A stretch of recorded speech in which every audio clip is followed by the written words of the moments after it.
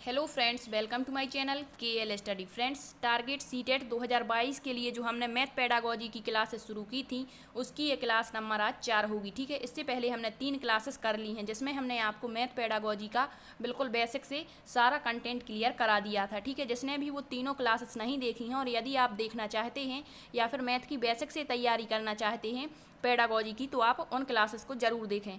उन क्लासेस का लिंक या तो आपको डिस्क्रिप्शन में दे दिया जाएगा या फिर आप उसको प्लेलिस्ट में जा करके देख सकते हैं। ठीक है, आज हम पढ़ेंगे हमारी क्लास 4 में गणित का पाठ्यक्रम में क्या स्थान है। ठीक है, तो इससे भी आपका 1 से 2 क्वेश्चन बन जाते हैं, तो इसे हम आज देखने वाले हैं। ठीक है, तो सबसे पहले हम क्या क्या देखेंगे, एक बार यहाँ पर आप रिव्यू देख लें उसका कि जो गणित है उसका पाठ्यक्रम में स्थान क्या होता है, पाठ्यक्रम क्या है, इसका अर्थ पाठ्यचर्या जिसे हम करिकुलम कहते हैं, इसका अर्थ क्या होता है, गणित की जो आधारभूत संरचना है, इससे क्वेश्चन बन जाता है। जैसे कह देंगे आपसे कि जो चारों गणितीय संक्रियाएं होती हैं आपकी, जैसे जोड़ घटा गुणा भाग होता है, एक किस संरचना के अंतर्गत आता है। ठीक है, से छोटा से बड़ा एक किस संरचना के अंतर्गत आता है। ठीक है, तो ये भी हमें पढ़ना है। और इसमें जो गणित की आधारभूत संरचनाएं होती हैं वो 3 प्रकार की होती हैं, बीज गणितीय संरचना, तलरूप संरचना और क्रमिक संरचना। ठीक है, तो इसके बारे में आज हम पढ़ेंगे। ठीक, तो सबसे पहले हम देख लेते हैं कि जो गणित है, गणित का पाठ्यक्रम में क्या स्थान है या फिर पाठ्यक्रम में गणित का क्या स्थान है। ठीक है, तो यहाँ पर दिया गया है कि किसी भी विषय का शिक्षा में स्थान इस बात पर निर्भर करता है कि वह व्यवसाय शिक्षा के उद्देश्यों को पूरा करने में कितना सहायक है। जैसे हम कोई भी कार्य करते हैं तो हमारा भी एक उद्देश्य होता है कि हम उस कार्य को करने में कितने सफल हुए, कितने असफल हुए। इसी तरह से जो कोई भी विषय हो, चाहे मैथ हो, हिंदी हो, अन्य सब्जेक्ट हो, वो इसी बात पर निर्भर करते हैं कि शिक्षा में उनका क्या स्थान होगा, कि वो शिक्षा के कितने उद्देश्यों की पूर्ति कर रहे हैं। ठीक है, नेक्स्ट है यहाँ पर जो प्राचीन काल से ही गणित विषय जो है वो शिक्षा के उद्देश्यों की पूर्ति करने में सहायक रहा है। प्राचीन काल से ही जो गणित विषय है, क्योंकि दैनिक जीवन के कार्यों में भी गणित के उपयोग के बिना दैनिक जीवन के कार्य भी पॉसिबल नहीं हो पाते हैं। ठीक है, नेक्स्ट है यहाँ पर जो कोठारी आयोग था हमारा 1964 में नई जो है गणित को कक्षा 1 से 10 तक अनिवार्य विषय बनाने की बात की थी। तो क्वेश्चन पूछा जा सकता है कि वह कौन सा आयोग है जिसने गणित को कक्षा 1 से 10 तक अनिवार्य विषय बनाने की बात कही। तो वो था हमारा कोठारी आयोग जो 1964 में आया था और इसके अध्यक्ष दौलत सिंह कोठारी थे। ठीक है, तो इनकी सिफारिश पर जो गणित है उसको कक्षा 1 से 10 तक अनिवार्य विषय बनाने की बात कही गई थी। इसके बाद अन्य आयोग आते गए और इसकी अवहेलना भी करी गई थी। ठीक है, नेक्स्ट देख लेते हैं गणित को अनिवार्य विषय बनाने के प्रमुख बिंदु कौन कौन से हैं, क्यों गणित को अनिवार्य विषय बनाना चाहिए अपनी कक्षा में। ठीक है, पाठ्यक्रम में तो क्या है कि जो गणित है वो सभी विज्ञानों का आधार होता है और गणित के बिना विज्ञान जो है वो पॉसिबल नहीं है, विज्ञान को हम पढ़ नहीं सकते हैं। ठीक है, तो गणित के बिना विज्ञान और विज्ञान के बिना जो गणित होता है वो अधूरा होता है। इस कारण से जो गणित है उसको अनिवार्य विषय बनाना चाहिए। क्यों? क्योंकि यह विज्ञानों का आधार माना जाता है। अब विज्ञान में आपके सारे विज्ञान आ जाएंगे, जीव विज्ञान हो, वनस्पति विज्ञान हो, सभी में आपके गणित का उपयोग होता है। ठीक है, फिर गणित एक सटीक विज्ञान है, मतलब गणित के बिना विज्ञान पॉसिबल नहीं है। तो गणित क्या होता है, एक सटीक विज्ञान होता है विज्ञानों को पढ़ने पढ़ाने का। ठीक है, पाठ्यक्रम में स्थान इसी कारण से गणित का होना चाहिए। फिर दिया है गणित के माध्यम से बच्चों में अनुशासन संबंधी गुणों का विकास होता है। कैसे गणित के माध्यम से अनुशासन संबंधी गुणों का विकास होगा, तो जैसे कोई हम क्वेश्चन अपनी कक्षा में बच्चों को करा रहे हैं। ठीक है, तो जब बच्चे से वो क्वेश्चन बनेगा, बच्चे को आएगा, उसका क्वेश्चन का आंसर आता है, तो बच्चे क्या होते हैं उस क्वेश्चन को करने में व्यस्त होते हैं। ठीक है, करते हैं, उस पर अपनी सोच विकसित करते हैं, तो इससे अनुशासन संबंधी गुण विकसित हो जाता है और कक्षा में क्या रहता है, अनुशासन रहता है और बच्चे कार्य करने में क्या रहते हैं, व्यस्त रहते हैं। ठीक, नेक्स्ट है गणित तार्किक दृष्टिकोण उत्पन्न करता है। तो जब हमने प्रकृति पढ़ी हुई थी गणित की, वहाँ पर आपको बताया था कि जो गणित होता है, और गणित में हमने तार्किकता बहुत अच्छे से बता दिया है आपको सेकंड वीडियो में। ठीक है, तो वो आप वीडियो जरूर देख लें एक बार। तो जो गणित है वो उसकी प्रकृति ही तार्किक है। कैसी है, तार्किक है। ठीक है, तर्क वितर्क के माध्यम से गणित का अध्ययन किया जाता है और गणित की प्रकृति अमूर्त होती है। ठीक है, तो प्रकृति से क्वेश्चन पूछा जाता है कि निम्न में से कौन सी एक गणित की प्रकृति नहीं है। ठीक, अब दिया है गणित का जो ज्ञान है वो चरित्र निर्माण और नैतिकता के विकास में सहायक होता है। बिल्कुल, जब अनुशासन संबंधी गुण विकसित हो सकते हैं तो चरित्र का निर्माण और नैतिकता का विकास भी गणित के माध्यम से होता है। ठीक, नेक्स्ट है गणित के माध्यम से बालक जो हैं वो नियमित रूप से क्रमबद्ध रूप से सही तरीके से काम करना सीखते हैं। तो हमने पढ़ा था कि जो गणित की प्रकृति होती है वो यथार्थ, क्रमबद्ध, सुस्पष्ट होती है, ठीक है, अधिक सुदृढ़ होती है अन्य विषयों की अपेक्षा। तो क्रमबद्ध होता है, ठीक है, गणित का जो विकास होता है वो क्रमबद्ध तरीके से बालकों में होता है। नेक्स्ट है दैनिक कार्यों में गणित की महत्वपूर्ण भूमिका होती है। बिल्कुल, चाहे आपको कोई सामग्री खरीदनी हो उसमें भी गणित का उपयोग होगा, ठीक है, कोई भी कार्य हमारे दैनिक जीवन के यदि हम कर रहे हैं तो उसमें हमारी गणित का उपयोग होता है, ठीक। नेक्स्ट है गणित जो होता है हमारी मानसिक शक्तियों को विकसित करने का अवसर प्रदान करता है। मानसिक शक्तियाँ क्या होती हैं? तो मानसिक जो हमारा विकास होता है, मेंटली डेवलपमेंट जो होता है, उसमें जितने भी हमारे पक्ष आते हैं वो सभी मानसिक शक्तियों के अंतर्गत आते हैं।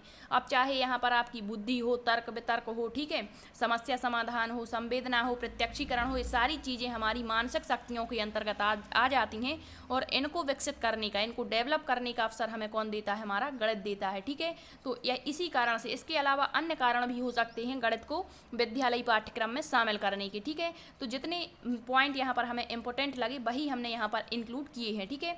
अब हम देख लेते हैं कि जो पाठ्यचर्या होती है वो क्या होती है। पिछली बार जो हमारा संविदा शिक्षक भर्ती वर्ग 2 का एग्जाम हुआ था उसमें क्वेश्चन पूछा गया था और वो क्वेश्चन गलत भी था। वहाँ पर क्या दिया गया था कि जो इस तरह की क्वेश्चन था कि जो दौड़ का मैदान होता है, दौड़ के मैदान मतलब किस पर निर्भर है, इस तरह से क्वेश्चन था। ऑप्शन में आपका दिया गया था पाठ्यचर्या, एक ऑप्शन में था आपका पाठ्यक्रम, ठीक है। तो वहाँ पर पाठ्यक्रम को सही माना गया था और आप जानते हैं कि पाठ्यक्रम का मतलब होता है सिलेबस, जबकि जो आपकी पाठ्यचर्या होती है उसे करिकुलम कहते हैं, ठीक है। तो जो करिकुलम होता है, दौड़ के मैदान का अर्थ होना चाहिए करिकुलम, ठीक है, लेकिन वहाँ पर पाठ्यक्रम को सही माना गया था, तो ये क्वेश्चन गलत था। अब क्या दिया है यहाँ पर, जो पाठ्यचर्या होती है वो क्या होती है? तो जो करिकुलम है, इंग्लिश में पाठ्यचर्या को क्या कहते हैं? करिकुलम, जबकि पाठ्यक्रम को क्या कहते हैं? सिलेबस, ठीक है।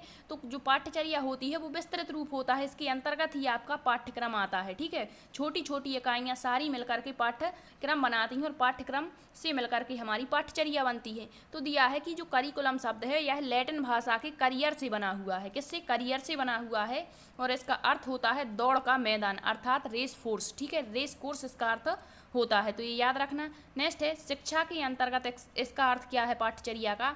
तो छात्रों का कार्य क्षेत्र तथा छात्रों की दौड़ का मैदान, मतलब छात्रों का कार्य क्षेत्र कहाँ तक विस्तृत है और यह कितना कार्य कर रहा है। यहाँ पर दो शब्द हैं, दौड़ अथवा मैदान, तो प्रयुक्त किए गए हैं दो शब्द, दौड़ और मैदान। तो यहाँ पर जो मैदान है उसका अर्थ है पाठ्यचर्या से और दौड़ का अर्थ है छात्रों के द्वारा अनुभव और उसकी क्रियाएं। मतलब दौड़ का अर्थ होता है कि छात्र अपने अध्ययन को कितना विस्तृत कर रहे हैं, कहाँ तक प्राप्ति कर रहे हैं, इसी का जो अर्थ होता है दौड़ का अर्थ होता है कि कहाँ तक उस मैदान को प्राप्त करने में, फतेह करने में उसने जीत हासिल की है, ठीक है।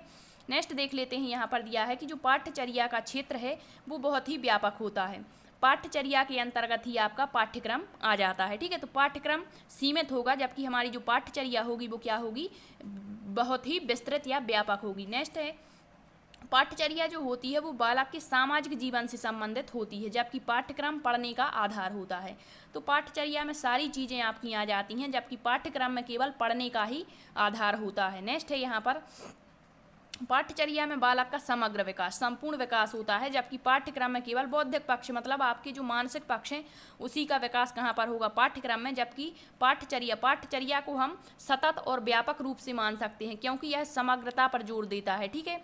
अब हम देख लेते हैं कि जो गणित की आधारभूत संरचनाएं होती हैं वो क्या होती हैं, इससे आपका क्वेश्चन पूछा जाता है। तो जो गणित की आधारभूत संरचनाएं हैं वो 3 होती हैं। कौन कौन सी हैं? तो सबसे पहले तो आपको इनके नाम याद रखने हैं। पहली होती है बीजगणितीय संरचना, दूसरी होती है तलरूप संरचना और तीसरी होती है क्रमिक संरचना, ठीक है। तो अब बीजगणितीय संरचना के अंतर्गत क्या आता है और इन्हीं तीनों संरचनाओं में हमारी पूरी की पूरी मैथ आ जाती है, ठीक है। तो जो बीजगणितीय संरचना होती है इसके अंतर्गत आपकी चारों गणितीय संक्रियाएं जोड़ घटा गुणा आदि आते हैं, जोड़ घटाव गुणा और भाग, ठीक है। तो यहाँ पर जोड़ घटाव गुणा भाग और सामान्यीकरण की क्रियाएं आती हैं, ठीक है। यहाँ पर ये मिसप्रिंट है, यहाँ पर सामान्यीकरण होगा, ठीक है। तो यदि आपसे क्वेश्चन पूछा जाता है कि निम्न में से वह गणित की कौन सी आधारभूत संरचना है जिसके अंतर्गत गणित की चारों संक्रियाएं शामिल होती हैं, और पेडागोजी में भी इससे क्वेश्चन बना करके पूछा जाता है, ठीक है। तो वो होती है हमारी बीजगणितीय संरचना। नेक्स्ट होती है हमारी तलरूप संरचना। तो जो तलरूप संरचना होती है इसके अंतर्गत आपकी सीमा, समीपता और निकटता का अध्ययन किया जाता है। जैसे आपसे क्वेश्चन पूछ लिया जाएगा कि जैसे 5 कह दिया, 2.5 2.4 के काफ़ी निकट है। निम्न में से यह किस गणितीय आधारभूत संरचना का अनुसरण कर रहा है? तो ये होगी हमारी तल रूप संरचना। ठीक है, जब आपको ये पता होगा तभी आप इसका करेक्ट आंसर दे पाएंगे। नेक्स्ट होती है आपकी क्रमिक संरचना, और क्रमिक संरचना के अंतर्गत क्या आ जाता है? तो इसके अंतर्गत से बड़ा, से छोटा या तुलना करना, बढ़ता और घटता क्रम। ठीक है, से बड़ा इस तरह से, ठीक है, से छोटा, और तुलना मतलब अंतर, डिफरेंट निकालना, और घटता या बढ़ता क्रम होता है। ठीक है, तो ये सारी चीज़ें किसमें आती हैं? हमारी क्रमिक संरचना में। जैसे कह दिया कि 1/10 1/100 से बड़ा है या 1/100 से छोटा है, तो निम्न में से यह किस गणितीय संरचना के अंतर्गत आएगा? तो एक क्रमिक संरचना के अंतर्गत आता है। ठीक है, तो ये तीनों जो गणितीय संक्रियाएं होती हैं आपको याद रखनी है। ठीक है, तो ये हुए आज के कुछ महत्वपूर्ण पॉइंट जो आपको याद रखने हैं। गणित का पाठ्यक्रम में क्या स्थान है और गणित की संरचना क्या होती है। ठीक है, इसके बाद हमारी नेक्स्ट क्लास होगी जिसमें हम पढ़ेंगे गणित के उद्देश्य।